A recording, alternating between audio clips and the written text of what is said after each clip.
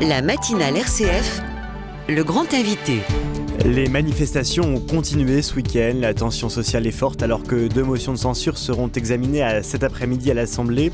Se dirige-t-on vers un nouvel épisode Gilets jaunes? Pour en parler, nous sommes ce matin avec Romain Pasquier. Bonjour. Bonjour. Vous êtes politologue, professeur à Sciences Po Rennes et chercheur au CNRS. Romain Pasquier, le climat social est très lourd. Est-ce qu'on assiste là à une résurgence des Gilets jaunes qui avaient occupé les ronds-points il y a 4 ans? Alors, ce n'est pas un mouvement évidemment comparable. Les Gilets jaunes avaient été un mouvement quasi spontané, décentralisé, dans un premier temps assez fragmenté, avant de prendre une force tout à fait inédite, mais sans véritable leadership. Là, on est face plutôt à un mouvement social assez classique, des négociations, en France en tout cas, des négociations qui se passent mal, un gouvernement qui veut passer, on va dire, en force, et donc un mouvement qui se raidit et qui engage l'épreuve de force avec toute une série d'opérations, de grèves, de blocages que l'on connaît et que la France, auquel la France est habituée. Est-ce qu'il y a vraiment que la réforme des retraites? Est-ce qu'il n'y a pas là d'autres causes comme l'inflation ou un sentiment de déclassement social? Ah oui, alors là par contre vous avez raison, c'est-à-dire que sur les causes de ce mouvement social, bien sûr c'est pas simplement la réforme des retraites, c'est la vie chère, c'est évidemment cette inflation, les prix de l'énergie, les prix de l'alimentation qui ne cessent d'augmenter en France depuis plusieurs mois et ça risque de continuer au moins jusqu'à l'été, et évidemment ce sentiment toujours latent qu'ont les classes populaires ou les classes moyennes de ne pas véritablement bénéficier d'un ascenseur social et économique et d'être plutôt dans une situation de stagnation, soit de déclassement comme vous l'avez évoqué. Est-ce pour cela qu'il commence à y avoir aussi de la violence? Au début de ces manifestations, on était frappé par le climat assez pacifique qui était là, et là on voit de plus en plus de violence. Place de la Concorde en fin de semaine dernière, c'était très très mouvementé. Est-ce que cette violence, elle s'explique aussi par ce gouvernement qui se raidit? Oui, traditionnellement dans les mouvements sociaux en France, le syndicalisme à la française, quand il naît à la fin du 19e ou 20e siècle, c'est plutôt un syndicalisme violent en comparaison d'autres syndicalismes européens aussi.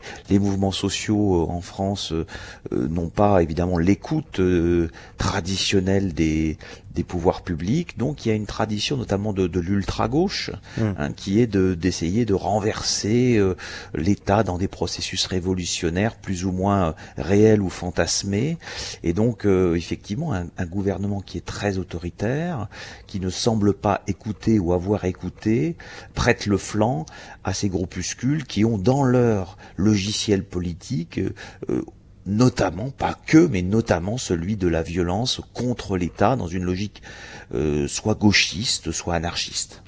Et vous parliez aussi du syndicalisme, on a l'impression qu'on assiste là à un retour aussi des forces syndicales, ce corps intermédiaire qui avait un peu perdu de sa superbe ces dernières années.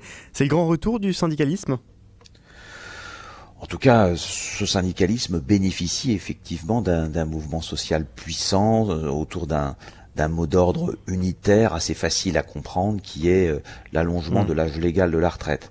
Après, je suis pas sûr que le syndicalisme français, alors sans doute que on le voit plus fort, plus structuré, mais je suis pas sûr que le syndicalisme français va pour autant de nouveau être le grand partenaire en termes de cogestion des gouvernements qui vont venir, dans la mesure où le syndicalisme français est intrinsèquement relativement faible dans le monde du travail. On a moins de 10% de syndiqués. Encore une fois, ils sont assez divisés la plupart du temps sur les mots d'ordre, mais là, ils ont réussi pour la première fois à faire réussi à s'entendre. Voilà, c'est ça. Et donc, ça donne une image plutôt coordonnée, plutôt cohérente. Mais disons que voilà, c'est un moment, il faut faire attention et prendre le temps long de l'histoire pour voir que, voilà, peut-être qu'on est à un moment de bifurcation. Bifurcation ? Oui, que les syndicalismes et que les corps intermédiaires reprendraient la main en France. Après une très grande verticalité, après une forme de gestion très jacobine finalement des questions sociales lors de ce premier quinquennat et début de second quinquennat Macron. Macron a supprimé les corps intermédiaires, ou en tout cas il a tout fait pour en limiter la force ? Oh oui, alors on les a pas supprimés, heureusement, c'est inconstitutionnel, hein.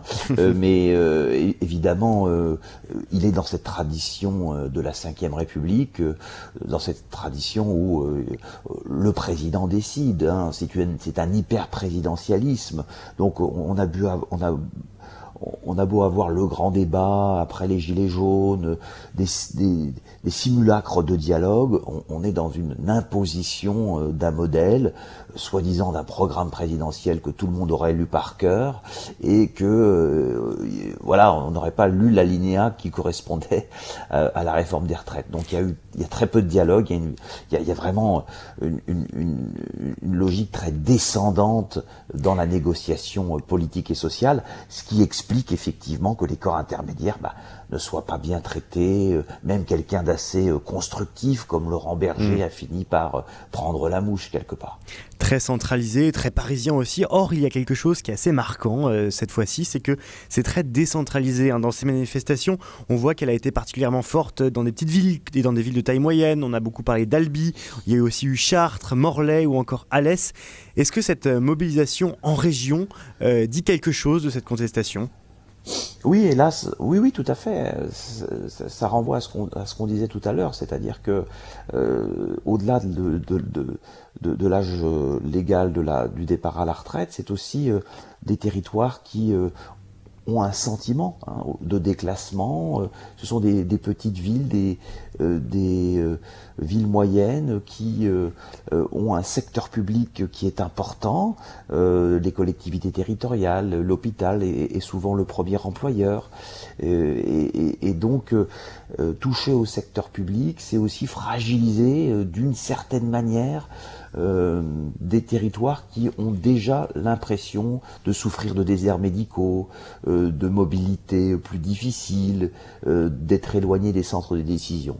D'où effectivement un mouvement social qui part de la question des retraites, mais qui s'élargit finalement à la question de la cohésion territoriale de la France, de sa cohésion sociale.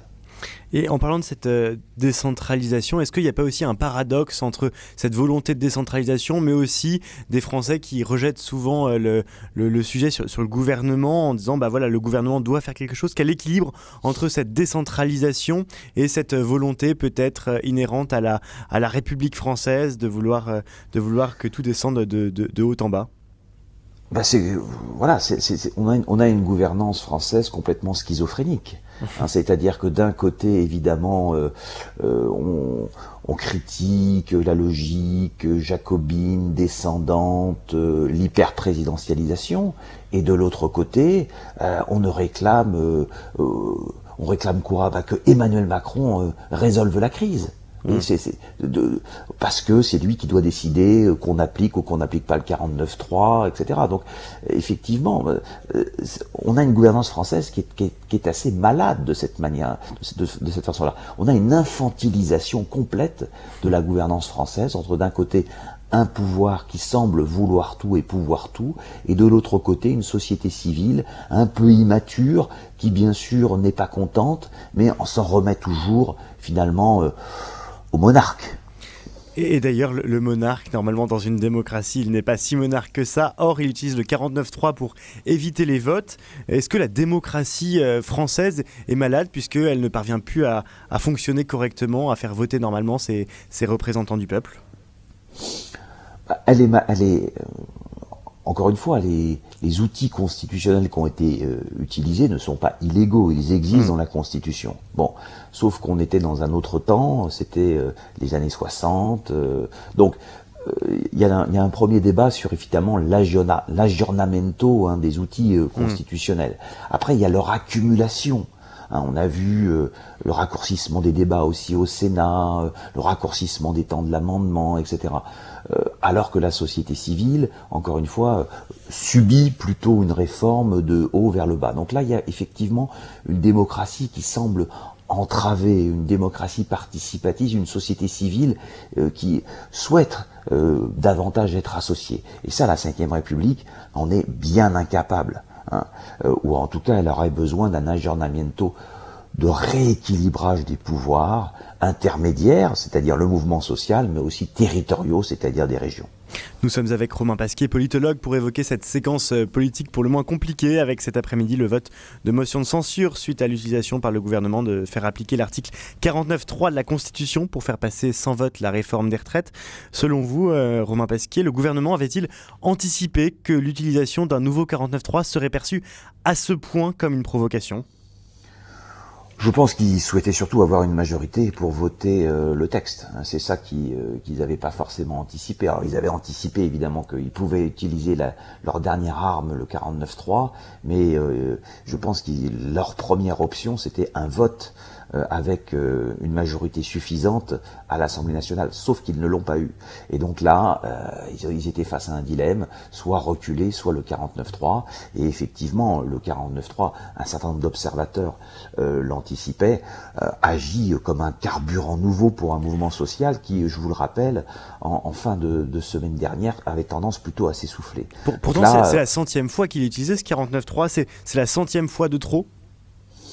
Bon, disons que pour le gouvernement Borne qui l'a déjà utilisé, qui a une majorité fragile, qui a déjà utilisé des cavaliers législatifs pour utiliser une loi rectificative à la sécurité sociale pour parler des retraites, ça commence à faire beaucoup.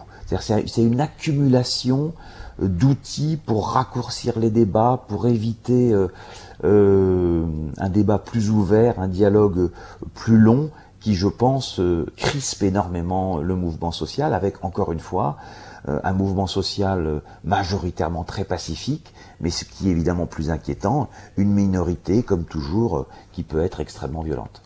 La réforme des retraites est-elle condamnée maintenant à aller rejoindre le cimetière législatif français ? Quelle suite pour cette réforme ? Écoutez, deux options. Effectivement, il peut y avoir un 49.3 qui permet à cette réforme de passer sans vote, et puis ensuite, tranquillement, les décrets d'application n'arrivent jamais, et finalement... Mais je ne crois pas vraiment à ce scénario. Moi, je crois plutôt à deux scénarios. Soit, effectivement,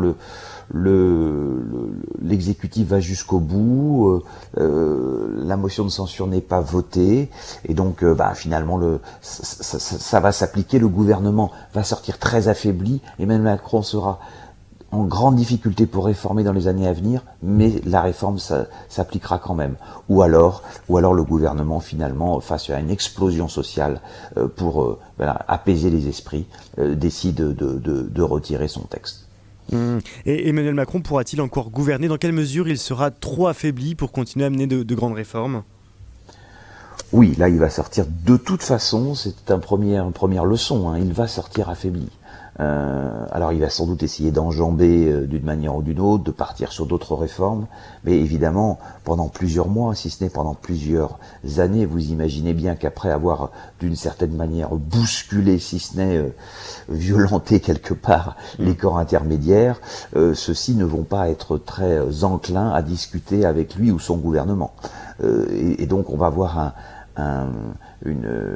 des corps intermédiaires, des partenaires sociaux extrêmement sensibles à leur statut, à leurs acquis, et donc toutes les questions de modernisation vont être soupçonnées par les uns et par les autres d'une stratégie pour Emmanuel Macron de faire avancer tel ou tel projet caché. Oui, des négociations dorénavant très compliquées. Exactement. Merci beaucoup Romain Pasquier, politologue, professeur à Sciences Po Rennes, chercheur au CNRS. Merci beaucoup d'avoir été ce matin le grand invité de la matinale RCF.